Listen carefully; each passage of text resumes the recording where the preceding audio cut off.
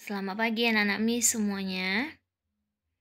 Pada hari ini kita akan melanjutkan pembelajaran PKN kita dari subtema 2. Tetapi sebelum kita belajar, kita sama-sama berdoa. Kita berdoa.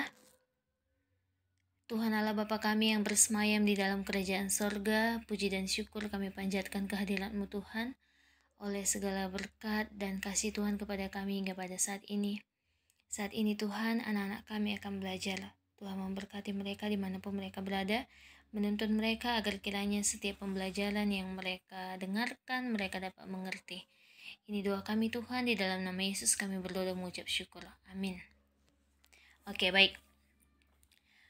Kemarin pembelajaran PKN di subtema 2 kita belajar tentang hak dan kewajiban sebagai anggota masyarakat. Terima kasih yang sudah mencatat catatannya dengan baik dan mengirimkan catatannya melalui WA ya.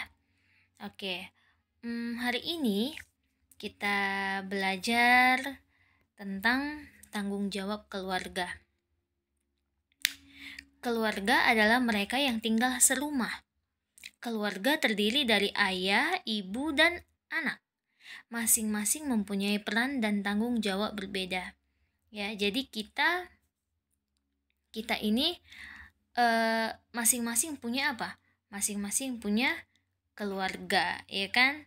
Nah, kalau Miss di dalam keluarga, Miss sebagai anak, ya.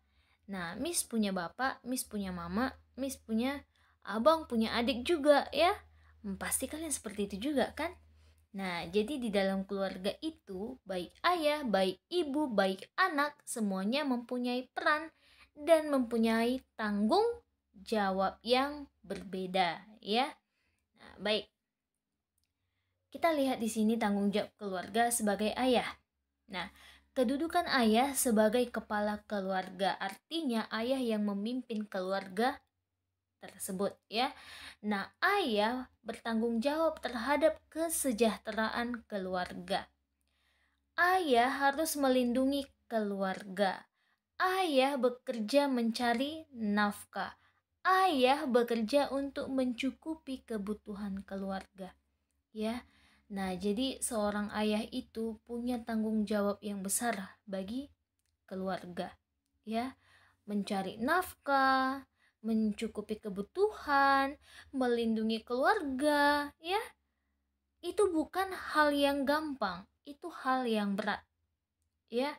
Nah, jadi kalian juga nanti laki-laki, ya. Seorang laki-laki, kalian nanti akan menjadi ayah juga nantinya, ya. Jadi mulailah untuk bertanggung jawab, ya. Nah, kemudian ibu, ya. Tanggung jawab keluarga sebagai ibu. Nah, kedudukan ibu dalam keluarga sangatlah penting. Ibu bertugas mengurus rumah tangga.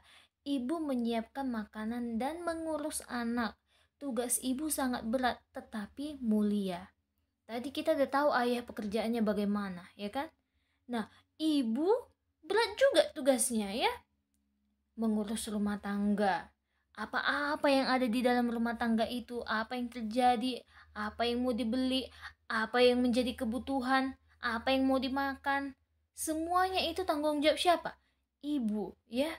Ibu yang bertugas untuk mengurus itu semua. Mau anak-anak mau makan, ibu yang bertugas di situ, ya. Nah, mau pergi sekolah, memberesi rumah, apa yang mau dikerjakan di rumah, ibu semua yang mengurus itu. Itu berat juga, nak. Gak gampang, ya.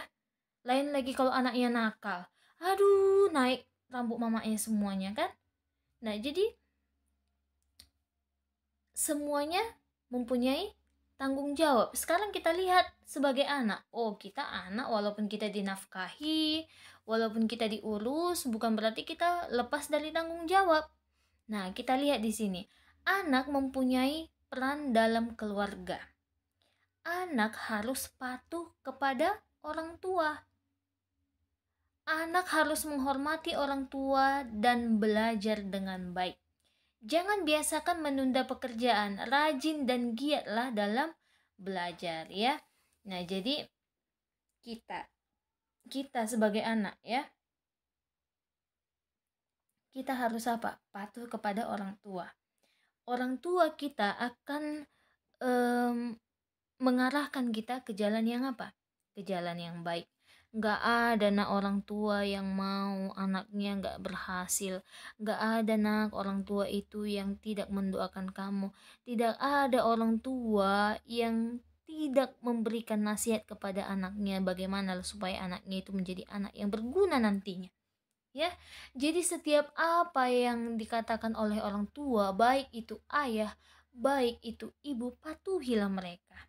Ya, patuhi orang tua, karena itu setiap nasihat, setiap perkataan yang dikeluarkan atau yang dikatakan oleh orang tua kalian itu pasti untuk kebaikan kalian sampai nanti kalian besar.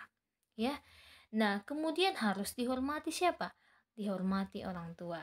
Kemudian belajarlah dengan apa?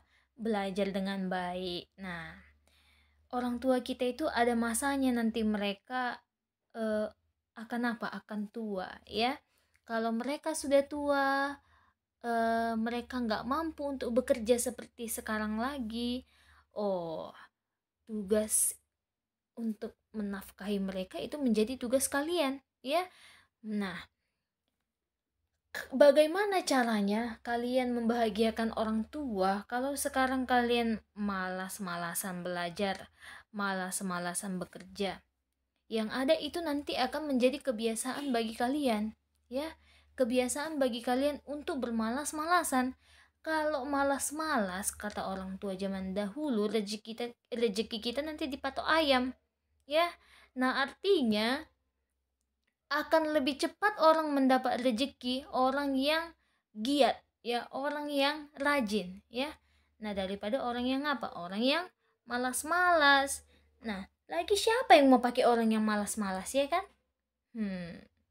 Nah, dalam hal membantu orang tua juga ya, mau pekerjaan apapun itu yang kalian tolongin, pasti orang tua akan apa? Akan senang hatinya ya, senang. Apapun itu pekerjaannya, tak ada orang tua kalau udah ditolongi malah merepet terus ya. Nah, merepet itu karena apa? Gara-gara kalian menunda pekerjaan ya, menunda pekerjaan, bermalas-malasan atau melawan, tidak mau bekerja, tidak mau bergerak, maunya nonton, maunya main HP ya. Nah, jadi usahakan untuk tidak membuat orang tua kalian apa? Marah-marah ya. Karena apa? Marah itu akan membebani pikiran orang tua, kemudian akan membuat orang tua kita itu stres, membuat mereka makin tua. Nah, kalau udah stres akan banyak penyakit-penyakit yang apa? Penyakit-penyakit yang datang untuk menggerogoti tubuh ya. Jadi, buat orang tuanya selalu tersenyum, selalu senang dengan hal-hal yang kalian lakukan ya. Sehingga apa? Kalau memang senang, orang tuanya suka tersenyum ya. Nah, berarti kalian apa? Kalian memperpanjang umur orang tua kalian ya. Nah, ingat, jangan biasakan menunda pekerjaan. Rajin dan giatlah dalam belajar ya. Nah, baik-baik belajar walaupun gak pintar-pintar kali, nak, gak harus pintar. Tapi kalau rajin belajar, pasti apa? Pasti akan pintar ya. Nah, baik. Kemudian nilai-nilai penting dalam musyawarah dan mufakat. Nah, musyawarah merupakan cara terbaik untuk menyelesaikan persoalan. Pemecahan dengan cara bermusyawarah merupakan kepribadian bangsa Indonesia. Ada manfaat musyawarah. Yang pertama, mendapat masukan-masukan yang berharga dari peserta musyawarah. Kemudian, wawasan dan pola pikir kita makin luas. Kemudian, terhindar dari perpecahan dan pertentangan. Hubungan pun akan harmonis atau rukun. Masalah dapat dipecahkan dengan baik. Ya, jadi bermusyawarah itu sangat bermanfaat ya.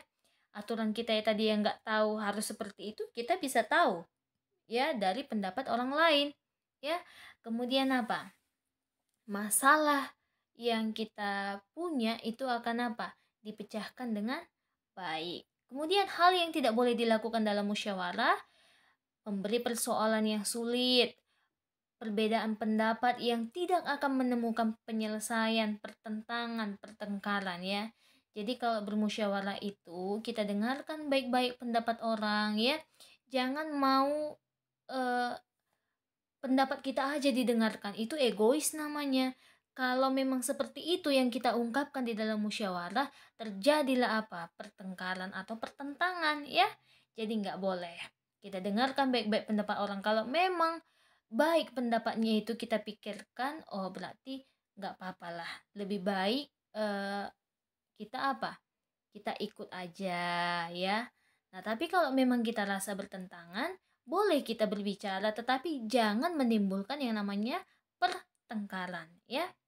Nah, selanjutnya, agar musyawarah dapat bermanfaat diperlukan tanggung jawab dari semua peserta musyawarah. Tanggung jawab tersebut dapat ditunjukkan dengan senantiasa hadir tepat waktu, bersedia mengalah demi kepentingan bersama, ikhlas, jujur, dan memiliki iktikat baik.